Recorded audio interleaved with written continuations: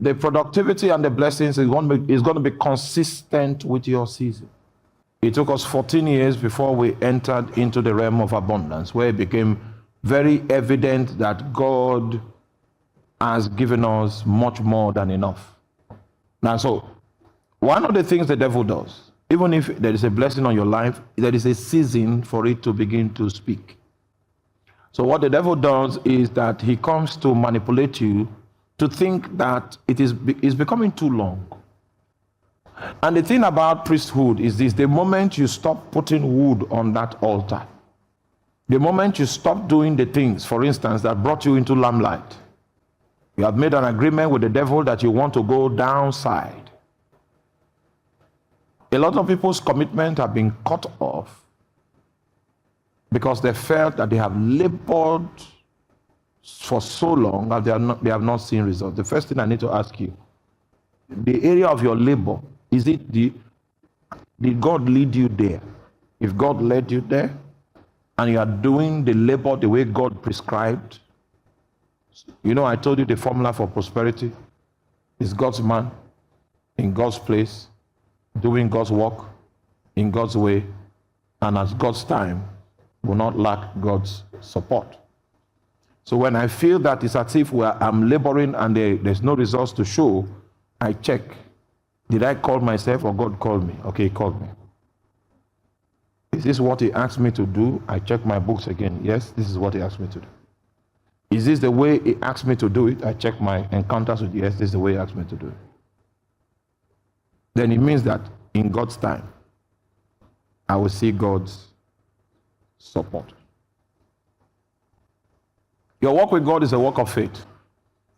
But I'm telling you now that our own due season as a ministry was 14 years. That means we are in a covenant cycle with God that runs for 14 years. In the next 14 years, after the first 14 years, are you there?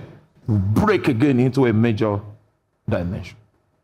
Especially if we don't stop doing the things that God has called us to do. So I just wanted to add that balance. He will bring forth fruit in his season. Is that clear? His leaves also shall not wither. I checked wither in the Hebrew. And the word I found is fade. He will not fade. I hope you know how it looks like when you fade in ministry. It's not everybody whose voice you don't hear that died. A lot of people are still alive. But many of them have faded. Many of them are alive as though they are not alive. And the Bible is saying, as long as a blessing is hanging over your head, you will not fade. I was expecting you to say amen to that. Yeah. I said, you will not fade. Yeah. One of the very clear symptoms of the fact that someone is laboring under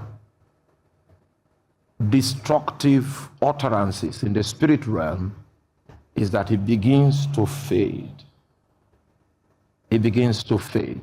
The Bible calls the glory that is available in the New Testament on the basis of the sacrifice of Jesus Christ as a glory that excels. You see, in the Old Testament, the glory that Moses had that came upon his face when he went to commune with God for 40 days and 40 nights, that glory that was upon his face, that the children of Israel could not look steadfastly at his face, was a glory that was fading away. Right, so the glory that was in the Old Testament, if there was glory at all, it's a glory that is fading away. God is not committed to supporting and sustaining that glory because he has a better plan for the manifestation of his glory, which is a New Testament system. And so the New Testament system is a glory system that excels.